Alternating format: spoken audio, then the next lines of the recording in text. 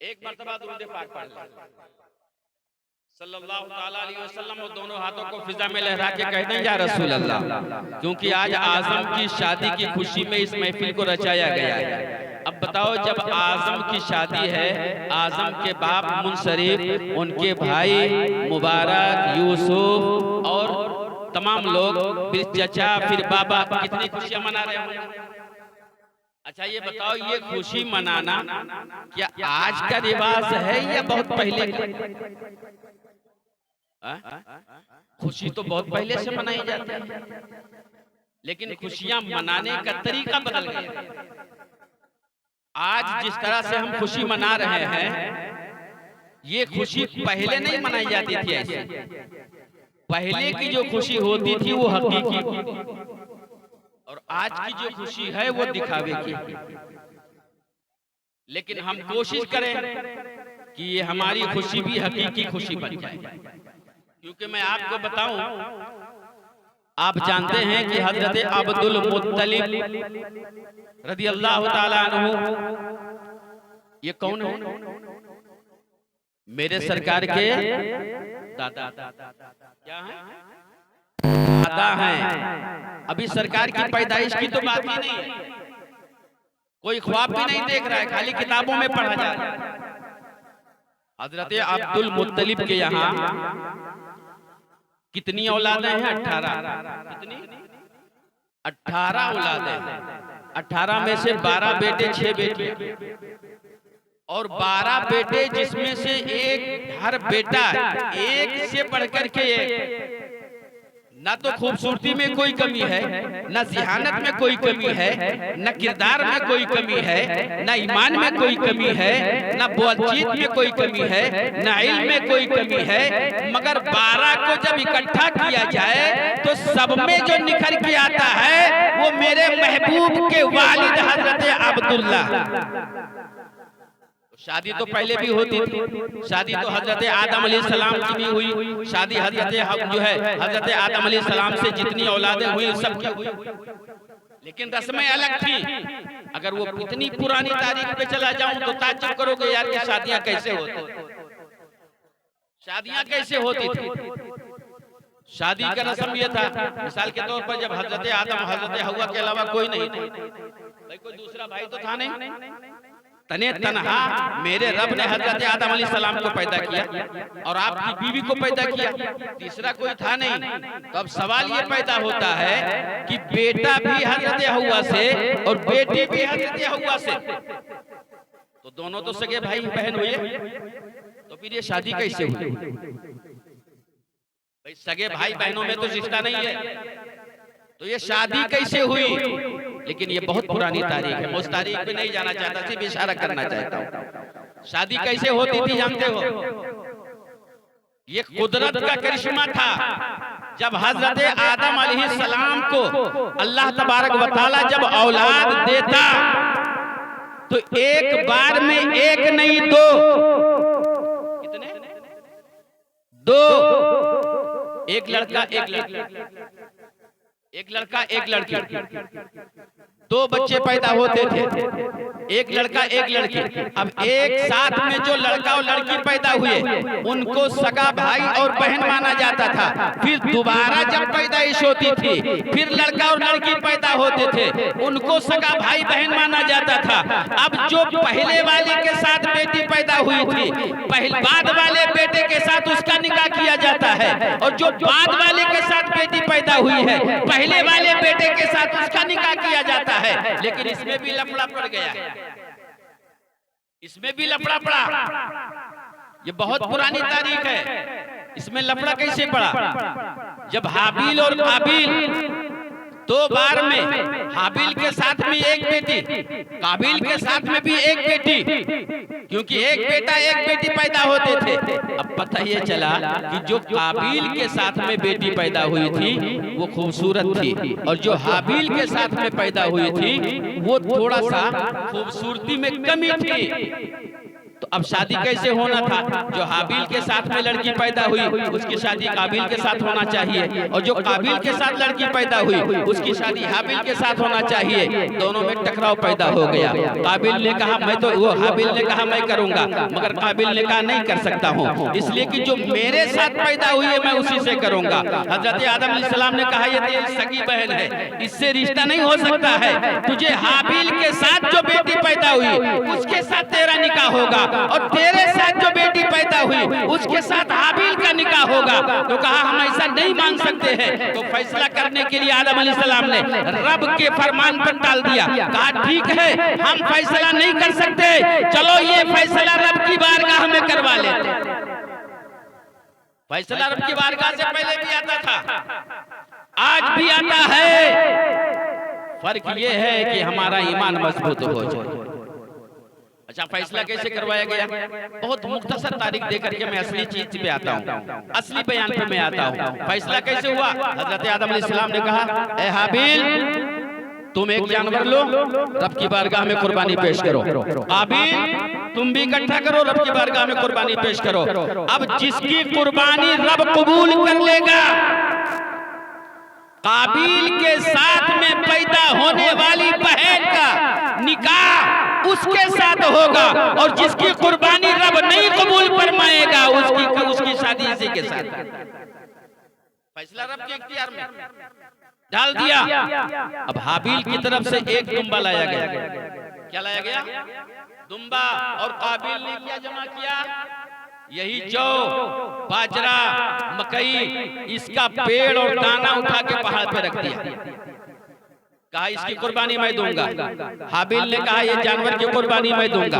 आदम अलैहिस्सलाम हाबिल के साथ में, क्यों? इसलिए कि काबिल नाजायज काम कर रहा था, उसको गिराने के लिए, उसको दीन की बात समझाने के लिए आपने उस पर सख्ती किया है और काबिल का साथ दिया है, क्योंकि काबिल फर्माबरदारी कर रहे हैं। अब काबिल का जब साथ दिया, दोनों लोग अपनी अपनी कुर्बानी की चीज को रखा, और जब रखा आसमान से एक आग जो है आग आई और उस अनाज को जला करके राख कर दिया, और जो दुम्बा है इसको रब तबारक व तआला ने कुर्बानी को कबूल फरमा करके आसमान पे उठा लिया। दुम्बा नजरों से गायब। कहां आदम अलैहिस्सलाम और कहां हजरत इस्माइल? कितने हजार सालों का फासला। जब कुर्बानी कबूल हो गई हाबिल की, तो काबिल के साथ में जो पैदा होने वाली बहन खूबसूरत थी उसका निकाह हाबिल के साथ कर दिया। ये रब का फैसला था, आदम अलैहिस्सलाम ने फैसला नहीं किया। मगर सवाल ये पैदा होता है, मौलाना आपने तो ये कह दिया कि जानवर की कुर्बानी रब ने कबूल किया, उसे आसमान पे उठा लिया, ना तो जलाया गया, ना तो काटा गया, ना तो खाया गया, ना तो कहीं चराया गया, आखिर आसमान पे उठाया तो रखा कहां? और रखा भी तो कब तक रखा? ये मौलिकीन ने लिखा है कि वो दुम्बा जो हाबिल की तरफ से कुर्बानगाह में पेश किया गया था, रब ने कुर्बानी को कबूल किया था, उस दुम्बे को जब आसमान पे उठाया तो कहीं और नहीं बल्कि जन्नत में रखा। और जन्नत में रखा कब तक? करोड़ों साल गुजर गए, करोड़ों साल। और जब टाइम आया हजरत इब्राहिम अलैहिस्सलाम को अपने बेटे की कुर्बानी देने की, जब इस्माइल अलैहिस्सलाम को लिटाया, छुरी चलाया, नहीं चल रही, रब ने फरमाया जिब्राइल जानते नहीं हो हाबिल की तरफ से पेश करने वाली कुर्बानी जो दुम्बा मैंने जन्नत में रखा है वो आज ही के दिन के लिए रखा था। अब जन्नत से दुम्बा लो, इस्माइल को हटा दो, दुम्बा लटा दो, कुर्बानी कबूल हो जाए। बताइए कितने साल तक रखा तुमने? तो रब ने तो हमेशा खुशी मनाया। अब इधर हजरत अब्दुल मुत्तलिब हैं, अब्दुल मुत्तलिब के बेटे हजरत अब्दुल्ला की शादी है, और शादी की तैयारी, दूल्हे को सजाया जा रहा है, पूरा मक्का खुशियों में झूम रहा है। आज पूरा इलाका ये खुशी में झूमेगा या नहीं झूमेगा? पूरे रिश्तेदार झूमेंगे खुशी में, अजीज व अकारीब झूमेंगे। ये खुशियां मनाना आज की बात नहीं है, पूरा मक्का झूम रहा है। कौन है? हम तो नहीं जानते थे, मगर जिब्राइल को पता है। जिब्राइल को पता है इनकी शादी के बाद ही महबूब आने वाले हैं। जिब्राइल गए रब की बारगाह में, मौला क्या है?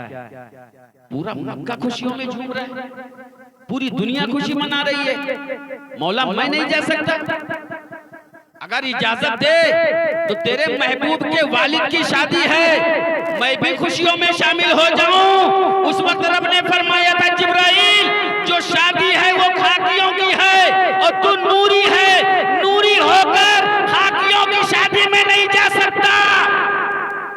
बताओ जिब्राइल ने कब कहा था और शादी कब हो रही थी? कुरान कब आया? दलील कब मिल रहा है?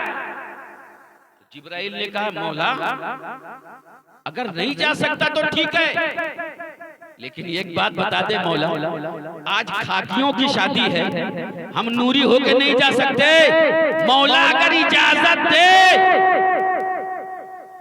तो उस वक्त भी हजरत मरियम भी खाकी थी और मौला तूने ही भेजा था।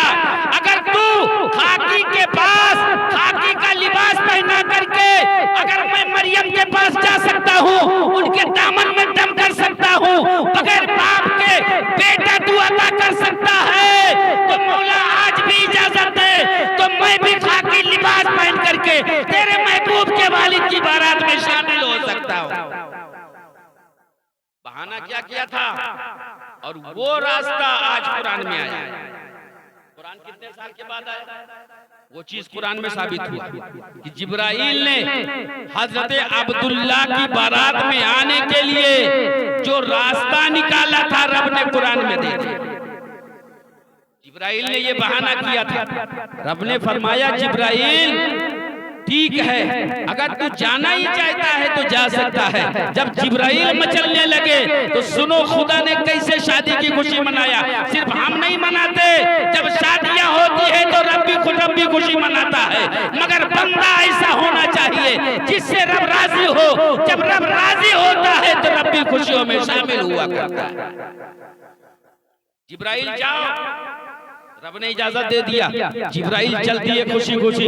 रब ने फरमाया जिब्राइल ठहरो, अकेले नहीं जाओगे। मौला अभी तक एक को इंतजाम नहीं था, एक को इजाजत नहीं मिल रही थी, अब कह रहा है अकेले नहीं जाओगे। मौला लेके जाना किसको है? कहा तुम भी जाओ, इसराफील को भी बुला लो, इस्राइल को भी बुला लो, मिकाइल को भी बुला लो, चारों फरिश्ते जाओ। चारों फरिश्तों को बुलाया ना तो जिब्राइल खुशी में चलने लगे, मिकाइल भी खुशी में चलने लगे, इसराफील भी खुशी में चलने लगे, इस्राइल ठहरने लगे। इस्राइल ठहरने लगे। रब ने फरमाया इस्राइल क्या हुआ? जब सारी दुनिया खुशी मना रही है तुम पीछे क्यों हट रहे हो? तो रब ने फरमाया, जब इस्राइल ने अर्ज किया मौला तूने ऐसी जिम्मेदारी मुझे दे दिया है कि हर पल में न जाने कितने लोगों की रूहों को कब्ज करना पड़ता है, न जाने कितने लोगों की रूहों को निकालना पड़ता है।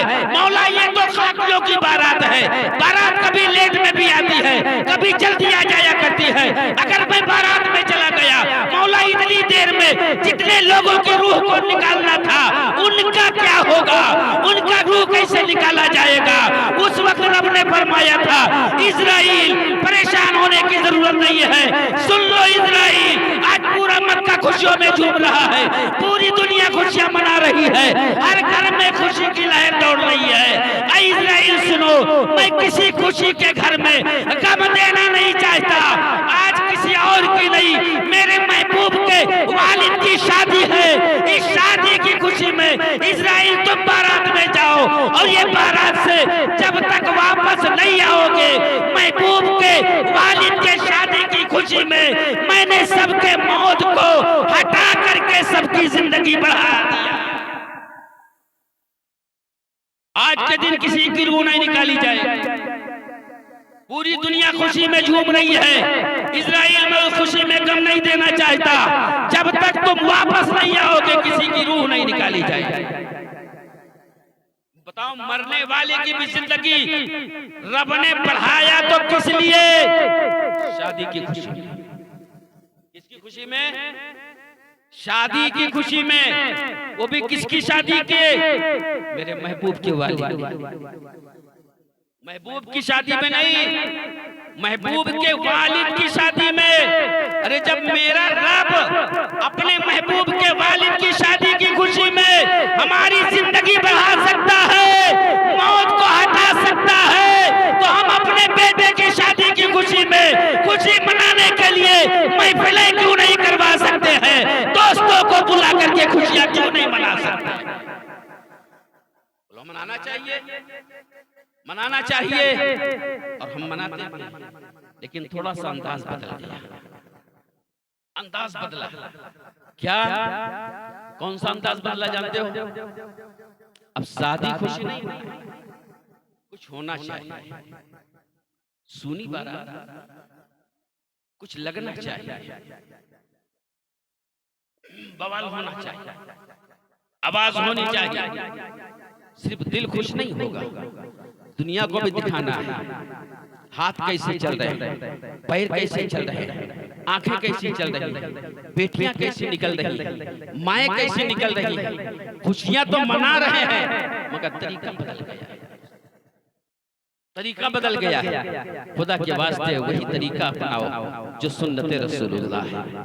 उन तरीकों से बच जाओ जो सुन्नते रसूलुल्लाह से जो हट करके है, जिस उसके खिलाफ है। हम उस पे नहीं खुशी मना सकते हैं, हम खुशी उसी पे मना सकते हैं जो सुन्नते रसूलुल्लाह है। अच्छा, एक मसला और आ गया सामने।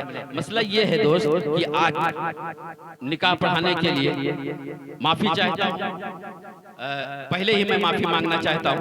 आज निकाह पढ़ाने के लिए महर बांधी जाती है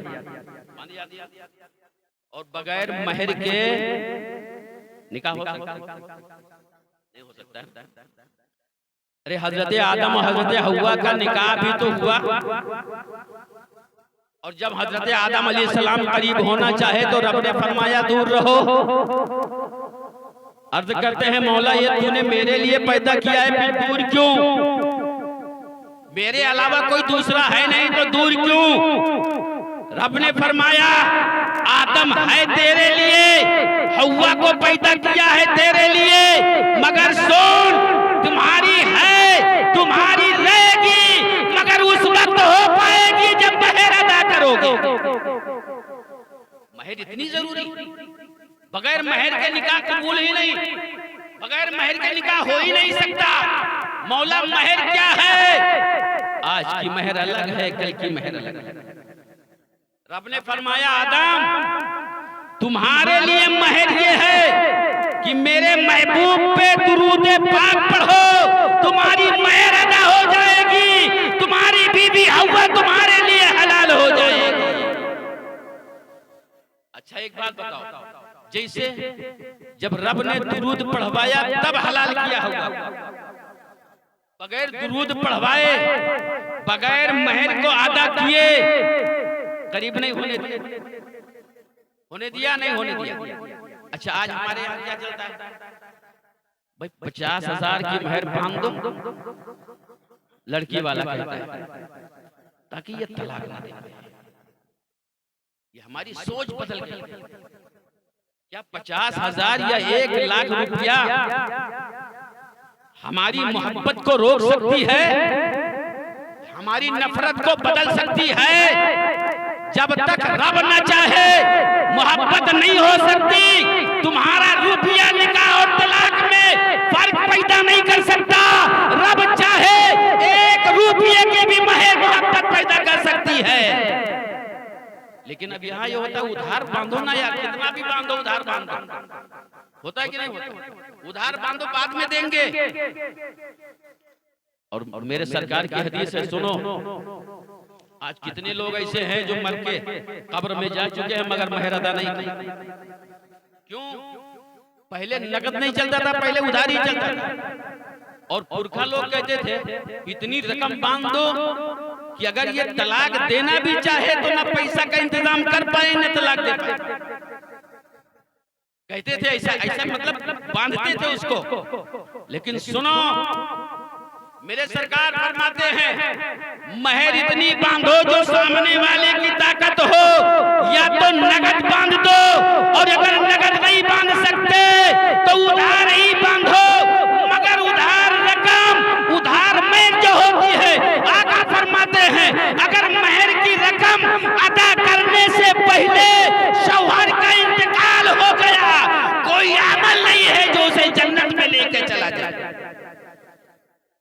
कोई अमल नहीं जो उसे जन्नत में लेके चला जाए। महर को अदा किए बगैर जो शौहर खत्म हो गया वो जहन्नमी है। क्या है? जहन्नमी है। बताओ कितने लोग बगैर महर अदा किए गए। महर की अहमियत हमने नहीं समझा और आजकल हम महर गलत बांध भी देते हैं। गलत कैसे? जैसे हम ये जानते हैं एक है महर मुअज्जल, एक है गैर मुअज्जल। महर मुअज्जल को समझते हैं कि ये नक, और गैर मुअज्जल को जो समझते हैं वो गैर मुअज्जल है नहीं, वो कुछ और है।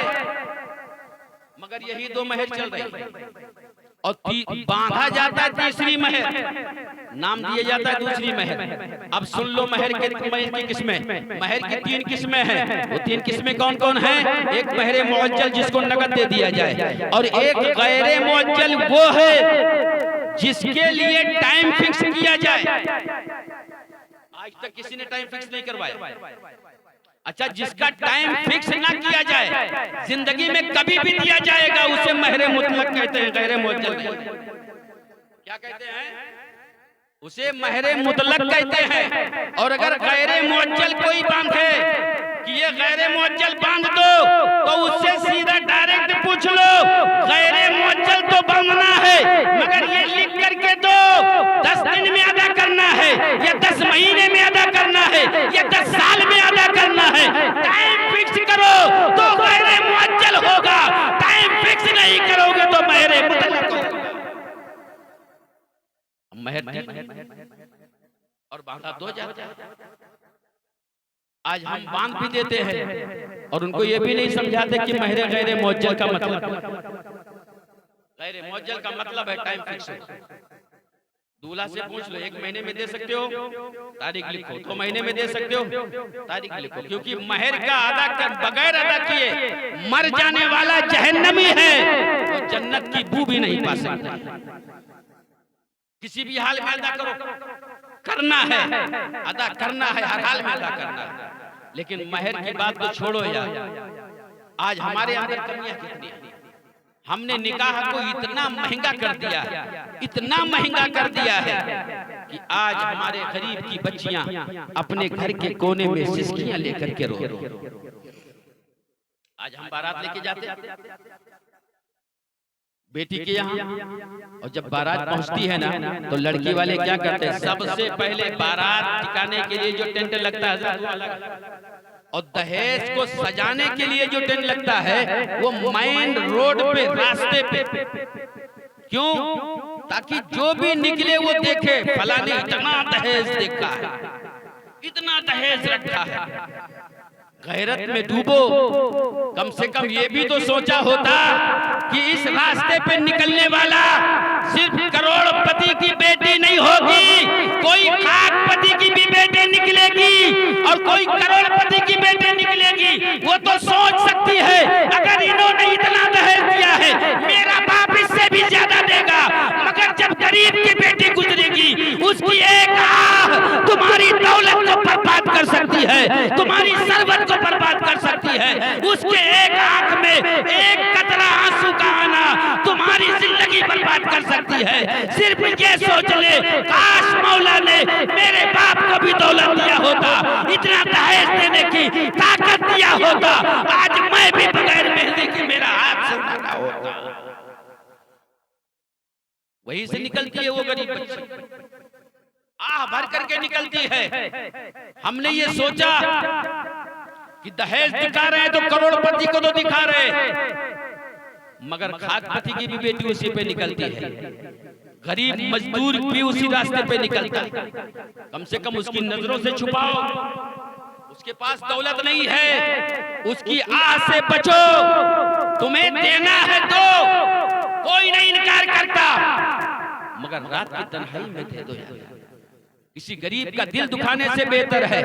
अमीर बनाया है तुमको अल्लाह ने, तुम दौलत से घर भर दो, सब कुछ दे दो, मगर गरीब को तड़पा करके मत दो। आज इसी दहेज की लानत की वजह से कितनी बेटियों की हमारी जिंदगी उजड़ती चली जा रही है, कितनी बेटियां जिंदा जलाई जा रही हैं, कितनी बेटियों को तलाक की नौबत आ जाती है, कितनी बेटियों को रस्सी बांध करके लटकने की नौबत आ जाती है। क्यों? हमको रब ने दौलत दिया है, हमने तमन्ना पूरी कर दिया, मगर गरीब के अंदर इतनी ताकत नहीं है, दहेज नहीं दे सकता है, गाड़ी नहीं दे सकता है, अब वो क्या कर सकता है? और आज इंटरनेशनल भिखारी भी हमारे अंदर है। कैसे भिखारी? इंटरनेशनल, जिनको भिखारी कहा भी नहीं जा सकता, भिखारियों से भी बढ़ करके भिखारी। अच्छा एक बात बताओ, हम बेटी वाले से मांगते ना मुझको 4 व्हीलर चाहिए, अच्छा उसको देने के लायक बनाया किसने? उसको देने के लायक बनाया किसने? रब ने बनाया। अगर रब ना चाहे तो क्या वो दे सकता है? तो अगर रब ने उस बेटी वाले को 4 व्हीलर गाड़ी देने के लायक बनाया है, तो क्या वही रब तुमको नहीं बना सकता? तुम ऐसे से मांगते हो जो रब से मांगता है। अरे जो रब से मांगता है तो वही उसी से तुम भी मांग करके अपनी जरूरत पूरी कर सकते हो। तुम जांगे हुए से क्यों मांग रहे हो? तुम इंटरनेशनल भिखारी बन करके। मैं तो ये कहना चाहूंगा मुसलमानों, अगर हमारे अंदर सुधार पैदा करना है, हम दुनियावी खुराफात को छोड़ दें। कसम खुदा की सिर्फ पता लगा लें कि कोई गरीब की बेटी बेवा बैठी है, कोई गरीब की बेटी बगैर निकाह के बैठी हुई है। हम 10,000 रुपया कहीं और खर्च करने के बजाय अगर उस गरीब के हाथ को पीला कर दिया, कसम खुदा की हज करने से भी ज्यादा फायदा तुमको मिल जाएगा। हज में उतना सवाब नहीं पाओगे जितना गरीब की बेटी में मेहंदी लगा करके उसके ससुराल भेजने में पाओगे। कोई कमी नहीं आ सकती है उसमें। सरकार ने भी शादी भी किया, हजरत अब्दुल्ला ने भी शादी किया है, सबने शादी किया है, शादी हमने भी किया है, मगर रसूम अलग अलग हो जाते हैं। खुशियां मनाओ। हम बताएं आपको, जैसे दूल्हा राजा होता है, क्या होता है? जब कल दूल्हा बनाओगे आज हमको, तो हर कोई कहेगा यार इसको पैदल मत चलाओ, आज का ये राजा है। बोलो, बोलते हैं कि नहीं बोलते? घोड़े पे बिठाओ या गोद में, पैदल नहीं चलने दोगे। क्यों? राजा है। अच्छा एक बात बताओ, जो राजा होता है क्या वो मांगने वाला होता है? बोलो, कहां गई गैरत हमारी? राजा का हाथ हमेशा ऊपर होता है, देने वाला राजा होता है, लेने वाला प्रजा होता है। आज हम राजा बनाए जा रहे हैं, फिर भी भीख मांगने का काम करते हैं। लेने वाले का हाथ हमेशा नीचा होता है, देने वाले का ऊपर होता है। खुदा की बारगाह में दुआ करो, मौला हमेशा देने वाला तुमको बनाए, लेने वालों में से कभी ना बनाने पाए। हम लेने वालों के लिए तमन्ना करते हैं। अगर हमने तमन्ना न किया होता तो सामने वाले से मांगा ना होता। एक बात बताओ, क्या दहेज देने से हमारी जिंदगी गुजर जाएगी?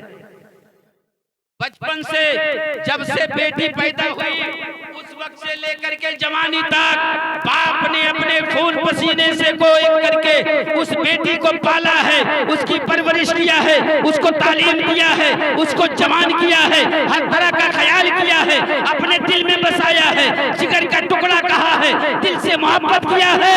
अब इतनी बड़ी दौलत तुम्हें दे करके रुखसत कर रहा है, इससे बड़ी कोई दौलत हो तो मांगने की तमन्ना रखो। क्या इससे भी बड़ी दौलत कोई दे सकता है? नहीं दे सकता है मुसलमानों। इसलिए हमें क्या चाहिए? हमें उस काम पे अमल करना है जो मेरे सरकार, जिससे मेरे महबूब खुश हो जाए, जिससे मेरा परवरदिगार आलम खुश हो जाए, और उन कामों से हमें बचना है। जैसे आज की तारीख में क्या होता है, 3 दिन हुए बहू को आए हुए, सास पहुंच गई मौलवी के पास, हजरत बात ही नहीं मान रही, ताबीज लिखी। दूल्हा कहता है बीवी को न जाने क्या हो गया है, हम कहते हैं कुछ, वो करती है कुछ। मुसलमानों, आज से पहले जब ये तारीख पेश आती थी, मैं आपको ज्यादा नहीं, सिर्फ अपना तजर्बा 40 साल पहले की मैं बात बताना चाहता हूँ। 40 साल पहले का मंजर ये था कि जब लड़का लड़की को नहीं देखता था और लड़की लड़के को नहीं देखती थी, बाप और माँ के देखने पे लड़का भी तैयार होता था, लड़की भी तैयार होती थी, इधर निकाह होता था,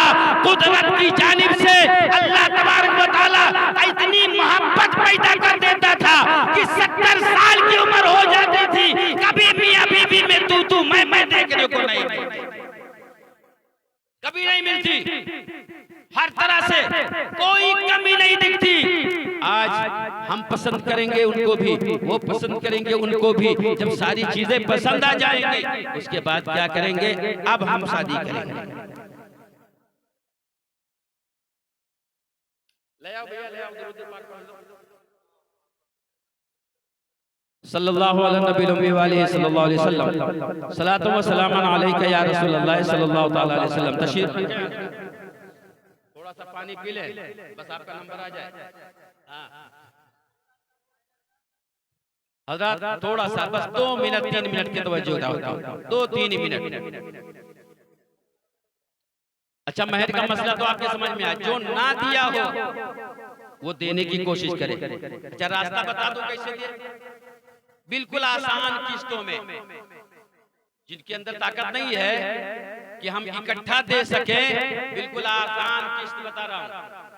जैसे बैंकों में थोड़ा थोड़ा पैसा भरते हो ना तो भर जाता है, ऐसे ही मैं आसान किस्त बता रहा हूँ। अब सुनिए महर अदा करने का तरीका। जहन्नमी बन के मत जाओ, जन्नती बन करके जाओ। अगर जहन्नमी बन के जाओगे मगर बगैर महर अदा किए चले जाए तो कोई जहन्नम से नहीं बचा सकता है और कोई जन्नत नहीं दिला सकता है। इसलिए कि महर इतनी अहम है, इतनी अहम है कि बगैर महर के अदा किए हुए कोई बीवी को हाथ भी नहीं लगा सकता। अच्छा, एक रस्म चल गया है, बांध दो माफ करवा लेंगे, बांध दो माफ करवा लेंगे। अब माफ करवाने का मसला खुशी का नहीं है, ये मजबूरी है, मजबूरी। क्योंकि नई नवेली दुल्हन तुम्हारे घर में आई है, तुमसे जिद नहीं कर सकती। उसकी मजबूरी का फायदा उठा करके कहोगे माफ कर दो, वो जिद नहीं कर सकती। इसलिए कि न तुम्हारे मिजाज से वो वाकिफ है, न तुम्हारे घर के मिजाज से वाकिफ है, किसी से वाकिफ नहीं है। मजबूरी है उसकी माफ करना, मगर माफ करने का मतलब ये नहीं पूरी जिंदगी के लिए माफ कर दिया। माफ करने का मतलब ये है कि वक्ती तौर पर माफ किया है, देना पड़ेगा। अब लोग क्या सोचते हैं, माफ करवा लिया ना अब नहीं देना है। वो माफी नहीं है जो वक्ती तौर पर माफ करवाया जाता है, वो हमेशा की माफी नहीं है। वो जरूरत के तहत माफ कर रही है ताकि आपकी जरूरत ना रुकने पाए। देना है महर को, अब इकट्ठा नहीं दे सकते हो तो क्या करना है? देखिए, महर का मालिक सिर्फ और सिर्फ बीवी होती है, चाहे 10 रुपया महर का हो, चाहे 10,000 महर का हो। जो भी पैसा है उसका मालिक बीवी है, ना उसका मालिक शौहर हो सकता है, ना उसका मालिक ससुर हो सकता है, ना उसका मालिक सास हो सकती है, ना उसका मालिक कोई घरवाला हो सकता है, ना उसका मालिक बेटी के बाप हो सकता है, ना उसकी माँ हो सकती है। कोई मालिक नहीं हो सकता। महर का कोई मालिक है तो सिर्फ तुम्हारी बीवी है, बीवी के अलावा कोई मालिक नहीं बन सकता। 1 रुपया भी तुम खर्च नहीं कर सकते। हाँ, अगर बीवी इजाजत दे तो कर सकते। बीवी कहे कि तुम्हारा काम रुक रहा है, ये पैसा ले लो, रखा हो, इसको खर्च कर लो। अब उससे भी पूछना पड़ेगा ये कर्ज के तौर पर दे रहे हो या ऐसे दे रहे हो। अब वो कहते कि नहीं आज दे रही हो, कल लेना है मुझे, तो समझो तुम बाकी हो, उसके कर्जदार हो। और अगर उसने कह दिया नहीं मैंने अपनी तरफ से इजाजत दे दिया, तुम जिसमें चाहो खर्च करो, तो शौहर भी खर्च कर सकता है, सास भी खर्च कर सकती है, ससुर भी खर्च कर सकता है, देवर भी खर्च कर सकता है। जिसको इजाजत मिले सब कर सकते, लेकिन इजाजत ना मिलने पे 1 रुपया भी किसी और का लेना हराम है। नहीं ले सकता, उसका मालिक सिर्फ बीवी है। अच्छा, अगर महर नहीं है, महर आपने नहीं अदा किया, आजकल तो चल गया है नगद दो, लेकिन बहुत सी जगहों पे अभी बुधार चल रहा है। अब मिसाल के तौर पर मेरे पास ताकत नहीं है 10,000 रुपये की महर बांध दिया, 10,000 रुपये इकट्ठा नहीं कि मैं बीवी को दे सकूं, और ये भी उम्मीद नहीं है कि मैं इतना इकट्ठा कर पाऊंगा, तो जहन्नम से बचाने के लिए बुजुर्गों ने एक रास्ता निकाला है। क्या निकाला है? बुजुर्ग लोगों ने फरमाया कि अगर तुमको महर अदा करना ही है, इकट्ठा नहीं कर सकते, तो एक काम करो, अपने दिल में पक्का अहद करो, और अहद करने के बाद क्या करो, जब मार्केट में जाओ बीवी के लिए एक जोड़ी कपड़ा खरीदना है, तो जो जोड़ी कपड़ा खरीदना है खरीद लो, और खरीदने के बाद ला करके बीवी के हवाले कर दो। कहो ये बीवी ये तेरे कपड़े हैं, ये मैंने तेरे लिए लेकर के आया हूँ, खाने की चीज ला के आओ दे दो, कुछ और चीजों को लेकर के आओ दे दो, कुछ जेवर के सामान लेकर के आओ दे दो, मगर कहना नहीं है, सिर्फ दिल में यकीन करो ये मैंने जो सामान खरीदा है ये महर के पैसे से खरीदा है, ये मैं सामान दे रहा हूँ ये महर के पैसे से दे रहा हूँ, ये जेवर दे रहा हूँ ये महर के पैसे से दे रहा हूँ। नियत दिल में करते चले जाना, थोड़ा थोड़ा सामान खरीदते रहोगे, महर अदा होती रहेगी, लेकिन याद रखो महर की रकम तो पूरी हो जाएगी, मगर जब महर की रकम की नियत से तुम सामान खरीदोगे, उस सामान पे भी जिंदगी में तुम्हारा अधिकार नहीं हो सकता, तुम अपना हक नहीं जता सकते। मैंने फला सामान तुमको दिया है, मैंने फला सामान तुमको दिया है, मैंने फला सामान तुमको दिया है, तुमने मजबूरी में थोड़ा थोड़ा सामान दिया है और महर की रकम अदा किया है, और जो महर की सूरत में दिया उस पर से तुम्हारा कोई अधिकार नहीं है कि तुम उसको अधिकार जता नहीं कह सकते, इसलिए कि महर की मालिक तुम्हारी बीवी है। इस तरह से महर भी अदा हो जाएगा, हम जहन्नम से भी बच जाएंगे और बीवी को पता भी नहीं चल पाएगा।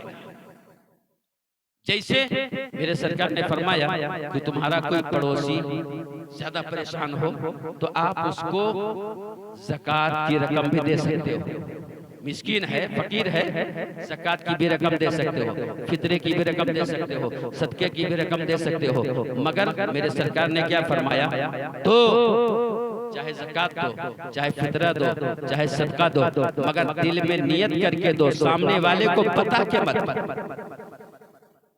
सामने वाले को बता के मत दो कि मैं ज़कात दे रहा हूँ, मैं फितरा दे रहा हूँ, मैं सदका दे रहा हूँ। क्यों? इस्लाम में किसी को गिराने का हक नहीं है, और जब तुम सामने वाले को बताओगे ये तुम्हारी गरीबी को देख करके मैंने तुमको ज़कात की रकम दिया है, कसम खुदा की मेरे सरकार फरमाते हैं कि जब तुम इस तरह से उसकी नजरों के सामने ज़कात बता के दोगे, पूरी जिंदगी वो तुम्हारे सामने अपनी नजरों को नहीं उठा सकता, उसकी नजर झुक जाएगी। और इस्लाम किसी को झुकाना नहीं सिखाता, इस्लाम ने किसी को झुकाने का तरीका नहीं दिया है, सबको बराबरी का दर्श दिया है। अगर ज़कात पता को दोगे तो उसको तकलीफ भी होगी, नजर भी झुकेगी। इस्लाम ने कहा है ज़कात दो, बता के मत दो, ताकि उसका भला भी हो जाए, तुम्हारा काम भी हो जाए। इसीलिए इसी तरह रास्ता निकाला है बुजुर्गों ने कि महर की रकम दो, बता के मत दो, तुम्हारी महर भी अदा हो जाएगी, तुम जहन्नम से बच जाओगे। इस तरह से करोगे तो कामयाब बन जाओ, हो जाओगे, कामयाब होते रहोगे। लेकिन खुदा के वास्ते आज के बाद याद रखो, गरीब बच्ची का भी ख्याल करो। हम अपने दहेज को रोड पे कभी शो पीस में लगा करके न रखें, इसलिए कि किसी गरीब की एक आह ने हमारी जिंदगी को तबाह कर दिया है, फिर हम दोबारा संभल नहीं पाए हैं। दीजिए दहेज, आपको अल्लाह ने दिया है, दीजिए। मैं नहीं कहता हूँ कि मत दीजिए, मगर मांगने की कोशिश मत कीजिए, क्योंकि जो दूल्हा होता है वो राजा होता है, और राजा प्रजा का ख्याल करता है। जो राजा होता है उसका हाथ ऊपर होता है, और जो प्रजा होती है, रियाया होती है, उसका हाथ नीचे होता है। अगर राजा बन करके भी तुमको प्रजा बनना है, दूल्हा बन करके भी तुमको नीचे गिरना है, तो हाथ नीचे कर लेना, और अगर राजा बन करके जाना है तो हाथ ऊपर करके जाना। इसलिए मांगने वाला जो होता है वो भिखारी हुआ करता है, और जो देने वाला होता है वो बादशाह। पता ये चला कि लड़का वाला राजा होता है, और आज के दौर में जो देखा जाए तो मांगने के एतबार से और देने के एतबार से लड़की वाला राजा होता है। बोलो होता है कि नहीं होता? भाई लड़के वाले से कोई नहीं मांगता, लड़की वालों से सब मांगते हैं। अच्छा, अगर किसी को अल्लाह ने 2 बेटियां दिया और 1 बीघा जमीन दिया, अब एक लड़की की मांग तो 1 बीघा जमीन खरीद करके बेच करके पूरी कर दिया, दूसरी के लिए क्या करें? दूसरी की जिंदगी बर्बाद होगी। अब वो क्या करेगी, या तो वो नाजायज काम करेगी, या तो फरार होगी, या तो धर्म बदलेगी, कुछ भी करने के लिए तैयार होगी। और ये करवाता कौन है? लाइन पे लगाने वाला दहेज। ये कौन करवाता है? जो रोड पे दहेज को शो पीस में लगा करके दिखाया जाता है, उसी जगह पे गरीब की बेटी जब जाती है, एक कतरा आंसू से निकाल से निकलता है और कहती है काश अगर मेरे रब को भी, मेरे बाप को भी अल्लाह ने इतनी दौलत दिया होता तो आज हमारे भी हाथ पीले हो सकते थे, आज हमारे भी हाथों में मेहंदियां लग सकती थी, आज हम कुंवारी अपनी जिंदगी गुजारने पे मजबूर न होती। वो दहेज दिखा करके हमें भागने पर मजबूर किया जाता है, हमें अपना ईमान बेचने पे मजबूर किया जाता है। खुदा के वास्ते हम करें, सब कुछ करें, मगर छुपा करके करना चाहिए। कोई अनदेख में नहीं कर सकता है, और जहां तक हो सके गरीब की मदद करनी चाहिए।